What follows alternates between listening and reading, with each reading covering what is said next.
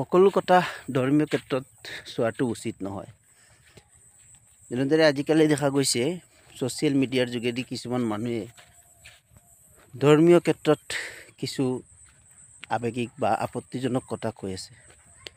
ধৰ্ম বস্তুটো এনেকুৱা নহয়। ধৰ্মটো হৈছে কাৰোবাৰ অন্তৰৰ বিশ্বাস, কাৰোবাৰ দিলৰ বিশ্বাস, কাৰোবাৰ মনৰ বিশ্বাস। ধৰ্মটো আমি এনেকুৱা ভাবোঁ যিটো যে ধৰ্ম মানুহে পালন কৰিছে, সকলোৱে এইটো বস্তু মনত ৰাখে যে আমাৰ মৃত্যুৰ পিছত আৰু এখন জিন্দগী আছে, আৰু এখন জীৱন আছে। জীৱনৰ কাৰণে আমি সেই বাস্তৱ জগতত ধৰ্ম পালন কৰি কোনোবাই আল্লাহ ভগৱান বিভিন্ন ধৰণৰ প্ৰাৰ্থনা, কোনোবাই নামাজ পঢ়িছে, কোনোবাই গীৰ্জাত গৈ প্ৰাৰ্থনা কৰিছে, কোনোবাই মছজিদত গৈ প্ৰাৰ্থনা কৰিছে, সেইটো বেলেগ কথা। যাৰ নিজৰ ধৰ্ম বেলেগ, নিজৰ ধৰ্মীয় বিষয়ো বেলেগ। কিন্তু কিছুমানে ধৰ্মক লৈ বিভিন্ন ধৰণৰ ৰাজনীতি কৰিব বিচাৰিছে। আচলতে ধৰ্ম বস্তুটো সকলো কথাতে সোমোৱাটো উচিত নহয়। ধৰ্ম নিজৰ মনৰ বিশ্বাস, সেই মনত গাঁঠি ৰাখিব লাগে। কিন্তু মানৱীয়তা হিচাপে আমাৰ যিখিনি কাম আছে, সামাজিক হিচাপে ৰীতি নীতি হিচাপে বা যিখিনি বাস্তৱ জগতৰ যিখিনি প্ৰয়োজনীয় বস্তু আছে, সেইখিনি বিষয় বেলেগ। আমি ধৰ্মটো আমাৰ অন্তৰত ৰাখি ধৰ্মীয় প্ৰাৰ্থনা, ধৰ্মীয় কাম কাজ যিখিনি আছে সেইখিনি আমি কৰিব লাগে। যে ইটো ধৰ্ম এনেকুৱা, সিটো ধৰ্ম এনেকুৱা। মই আচলতে এইটো বিশ্বাস কৰোঁ যে সকলো ধৰ্মৰে সমান, কিন্তু সকলো ধৰ্মই মানে একেজন আল্লাহৰ, একেজন সৃষ্টিকৰ্তাৰ উপাসনা কৰিছে, একেজন ভগৱানৰ উপাসনা কৰিছে। অৰ্থাৎ ধৰ্মীয় উপাসনাটো হয়তো বেলেগ বেলেগ হ'ব পাৰে, কিন্তু কোনেও বেলেগ কাৰো প্ৰাৰ্থনা কৰা নাই। সকলোৱে একেজন সৃষ্টিকৰ্তাৰ প্ৰাৰ্থনা কৰিছে।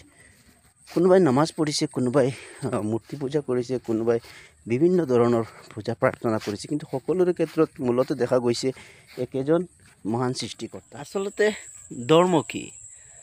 ধৰ্ম হৈছে যে আমি মৃত্যুৰ পিছৰ যিটো জীৱন আছে, সেই জীৱনটো কিভাৱে পালন কৰিম বা সেই জীৱনটো আমাৰ কিভাৱে সুখময় হ'ব, আমি সেই বিষয়ে সকলোৱে অৱগত হৈছোঁ। আৰু বিভিন্নজনে বিভিন্ন ধৰণে নিজৰ সৃষ্টিকৰ্তাৰ যি গুণ গৰিমা আছে সেইখিনি বিভিন্ন ধৰণে প্ৰকাশ কৰিছে, বা সৃষ্টিকৰ্তাৰ ওচৰত সকলোৱে নিজকে আত্মসমৰ্পণ কৰিছে।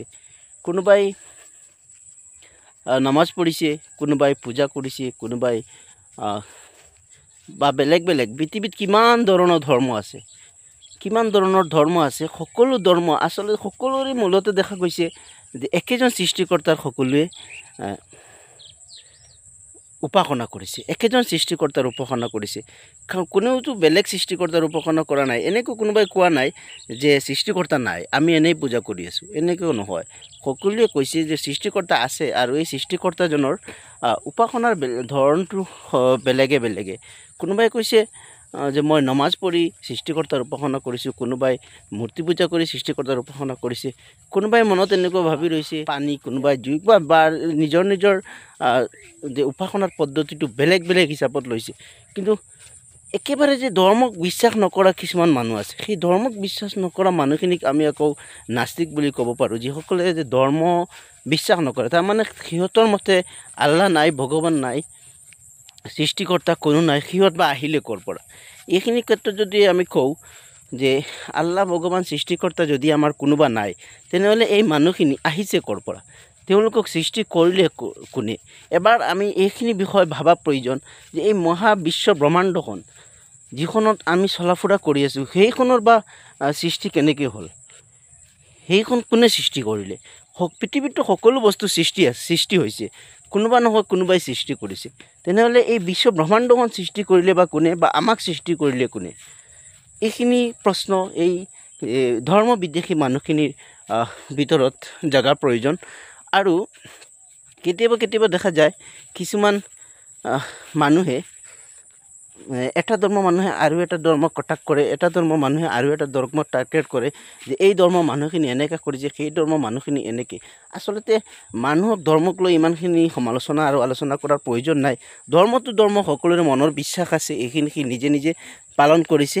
কিন্তু তাকে লৈ ইমান সমালোচনা আৰু ইমান আলোচনা কৰাৰ প্ৰয়োজন নাই। যে কোনোবাই ভুল এটা কৰিছে, তাৰ ধৰ্মৰ ওপৰত এটাক কৰা, কোনোবাই শুদ্ধ এটা কৰিছে, তাৰ ধৰ্মক লৈ আলোচনা কৰা, এনেকুৱা নহয়। এই কেইদিনমানৰ পৰা আমি এনে কিছু বিষয় দেখিছোঁ যে কোনোবাই কৈছে যদি মুছলমানসকলে ইমান ভাল পায় তেনেহ'লে সিহঁতে নিজৰ মছজিদত জুবিন গাৰ্গৰ মায়াবিনী গানটো বজাই দিয়ক। কোনোবাই কৈছে যদি হিন্দুসকলে জুবিন গাৰ্গক ইমান ভাল পায় তেনেহ'লে এনেকুৱা বিভিন্ন ধৰণৰ এটা আলোচনা।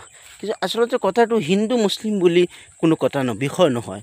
কথাটো হৈছে মানুহ হিচাপে হিন্দু হওক বা মুছলিম হওক যিকোনো ধৰ্মৰে হওক মানে জুবিন গাৰ্গ সকলো মানুহৰ কাৰণে এজন আপোন মানুহ আছিল।